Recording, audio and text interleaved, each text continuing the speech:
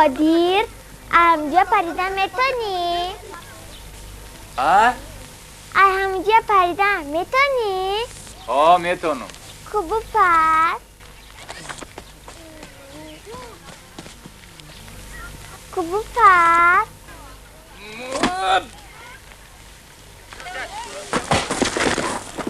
کیو داد؟ هیچ که دخترکو از رای آدم نمیسازن. چی؟ تو پدر نداری؟ نه مرا کوچم دختر شد дар воқеъ духтаре ки ӯро чашм сохтай. Сайф Раймзоди Афардӣ нӯшини худро миёни садҳо духтаракони мактабҳои миёнаи шаҳр мекуфт. ӯ ҷустуҷӯи худро қатъ накард то даме ки ба мактаби рақами 54 омад. Миёни духтаракони синфи 2 коргардон чандин нафарро интихоб кард ки яке аз онҳо Нӯшин Самадӣ, духтари нависандаи халқии Тоҷикистон Абдулҳамид Самадов буд. Нӯшин то имрӯз он лаҳзаҳоро аз ёд набаровардааст. و در اونجا بودن که ما رو چی میگن صورت میگرفتند، از ما سوال میکردن، طرز جوابگویی ما رو میگرفتن به نوار و بعدا باید انتخاب میکردن که کدام دخترک از اون 3-4 نفر که انتخاب کرده بودن میگذارد. من فکر میکنم این نه تنها در مکتب ما گذاشتگی بود، من فکر میکنم یک چند مکتب‌های دیگر هم در اینجا بله جلب شدگی بودن. нақши Нӯшинро ҳар лаҳза метавонист ягон нафари дигар соҳиб шавад, аммо пас аз як суҳбат Афардӣ қарори ниҳоии худро баровард. Лекин ин навбат суҳбат тамоман дигар хел сурат гирифт, яъне ҷиддитар. Он кас як чӣ мегӯянд, як равиш, як усули хоси худро дошта, ҳатто дар суҳбат бо кӯдак. ва вақте суҳбат мекард аслан ба ман чӣ мегӯянд, саволҳои қолабӣ намедод. چی میپرسید مثلا؟ یگانه چیزی پرسید که میترسی؟ گفتم نه. گفت در خواب نمیترسی؟ گفتم میترسم. و گفت همون خوابت رو با من نقل کن. همجا ما صحبت کرده بودیم. تو چی خواب دیدی؟ از چی ترسیدی؟ چی خیل بود؟ با بعضی مثلا مثالهای دیگر آوردن. اگر این خیل شود نمیترسی. духтараки бетаҷриба дар майдони наворбардорӣ чунон маҳорат нишон медод ки ҳамагон ба ҳайрат меомаданд. хусусан аз ин худи Афардӣ лаззат мебурд, зеро дар пеши чашмонаш тавлиди боз як ситораи киноро назора мекард. аммо мутаассифона ин гуна нашуд.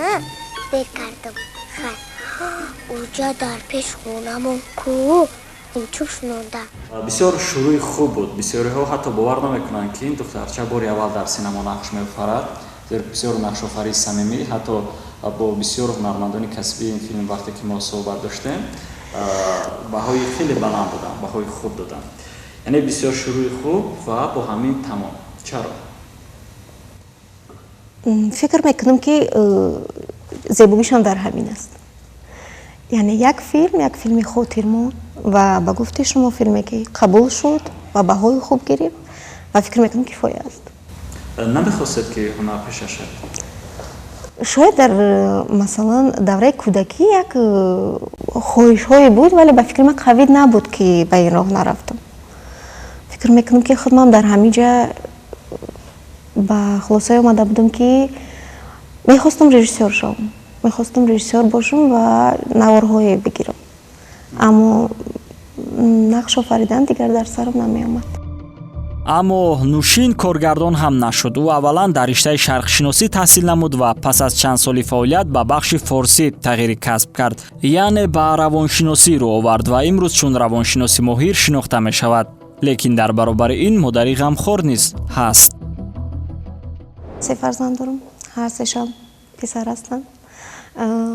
шавҳарам ҳам инсони меҳрубон аст, инсони бо маърифат аст, мефаҳмад, дастгирӣ мекунад. ман то ин рӯзо бисёр хушбахт ҳастам ки дар чунин оила ҳастам, ба хотире ки дастгирӣ маҳз маънавии хонаводагиро ҳис мекунам, ба хотире ки ман дар зиндагӣ бисёр чизро тағйир додам. ман вақте ки якум ихтисос ма гирифтам ва баъдан ба хулосае омадам ки бояд дигар ихтисосро бигирам, маро бисёр дастгирӣ мекард ва тавсияҳои хубам медиҳад. худо ба шукр ки ҳастем дар оила ва ҳастанд дар баром нафароне ки дӯстам медонанд қабул мекунанд чӣ гуна ки ҳастам. суҳбат бо нӯшин паҳлӯҳои норавшани ин қиссаро бароямон боз кард. Масалан, чаро номаш дар филм бетағйир боқӣ монд ва чӣ гуна падараш аз дидани вазъияти ӯ дар майдони наворбардорӣ ба хашм омад. аммо ба ин мавзӯъ мо баъдтар бармегардем. ҳоло бошад аз интихоби иҷрокунандаи нақши Қодир қисса хоҳем кард. балои Қодир бало. аввал дили духтарака меовию баъд оҳиста дили очаша. номзадҳо барои нақши мазкур хеле зиёд буданд. Коргардон дар ин образ Ибодулло Машрабов ва Искандар Каримовро низ аз санҷиш гузаронид. Аммо аз чӣ бошад ки Ибодулло Машрабов ба филм роҳ наёфт ва Искандар Каримов дигар нақшро соҳиб шуд. Дар натиҷа нақши Қодир насиби нафаре гардид ки умуман ба синамо алоқамандӣ надошт. Сайф Раимзоди Афардӣ бародари худро ба ин образ таклиф намуд. Дар суроғи Пирназар Афардӣ роҳ гирифтем ба самти ноҳияи Фархор. мавсуфро мо аз деҳаи Сайф Раимзоди Афардӣ пайдо кардем. дар ин деҳа худи Афардӣ ба воя расидааст ва имрӯз дӯстону наздиконаш дар ҳамин ҷо умр ба сар мебаранд. Сабаби то имрӯз пушти парда боқӣ мондани қисмати Қодири экран дар дури ҷустанаш аз рӯзноманигорон будааст. пас аз марги Сайф Раимзоди Афардӣ бо касе суҳбат кардан намехоҳад, аммо муҳаббати шумо боло гирифту ӯ барои мусоҳиба розӣ шуд. ҳангоми суҳбат маълум гардид ки Пирназар ҳамон вақт бо баъзе корҳо ба шаҳр рафта буд ва даъвати ӯ ба ин лоиҳа ғайри чашмдош сурат гирифт. рӯзе ӯро бародараш ба киностудия даъват намуд ва пас аз чанд вақт ҳайати мушовара хулоса ба филм роҳ ёфтанашро бароварданд. аҳли деҳа ва дӯстони ӯ бошад то нахуст намоиши филм тавассути телевизиони марказӣ дар ин бора чизе намедонистанд. як рӯз як ҳамсима гуфтам ки ҳамин бегаи ҳамин киноро нишон метаҳанд. багу чи хеле ман гуфтам ҳамин хеле ҳамҷа будем. баъд саҳари биромадам ки дигар дар онҷо хеле кай гирифтӣ дар куҷо гирифтӣ касе мешинохт занг леву гап мезаданд мепурсиданд ки хаям чӣ хел рафтӣ чӣ хел кардӣ дар ҳамин филм бозӣ карда. баъд мешидем гап мезадем барои ҳамин ҳамашам хеле. бародари коргардон будани Пирназарро ба ҷуз дӯстони наздикаш каси дигаре дар майдони наворбардорӣ намедонист. аммо дар сабти саҳнаи ба болои симчӯб баромадани Қодир Афардӣ ин чизро пинҳон карда натавонист.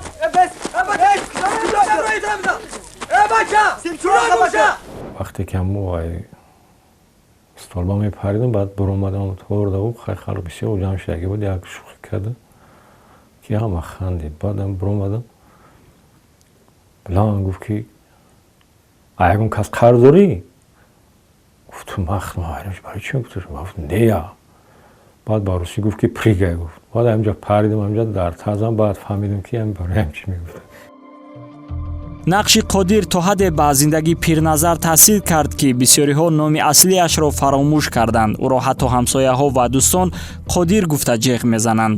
дар кӯчаву маҳалла бошад ӯ тамоман Пирназар нест. аммо чаро ин тулӯи хуб яку як бора ба ғуруб рафт ва имрӯз Пирназар Афардӣ чӣ касбу коре дорад?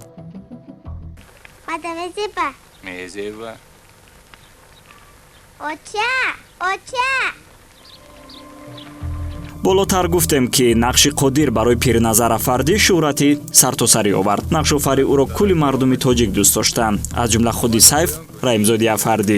ин буд ки ӯ мехост бародараш мактаби актёриро хатм намуда ҳунарманди синамо шавад.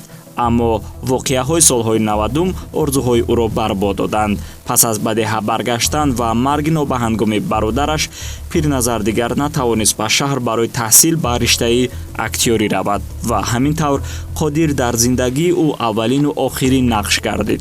имрӯз ӯ дар деҳаи Сайф Раимзоди Афардӣ зиндагӣ намуда ба корҳои гуногун машғул аст ва ҳамчун устои чирадаст нон баровардаасту нон меёбад. ба деҳқони машғул шуда низ пешаи писандидааш аст. ягон муши бегона шаб дар хонатон наёмада буд? бегмурод ба духтар кордор нашав.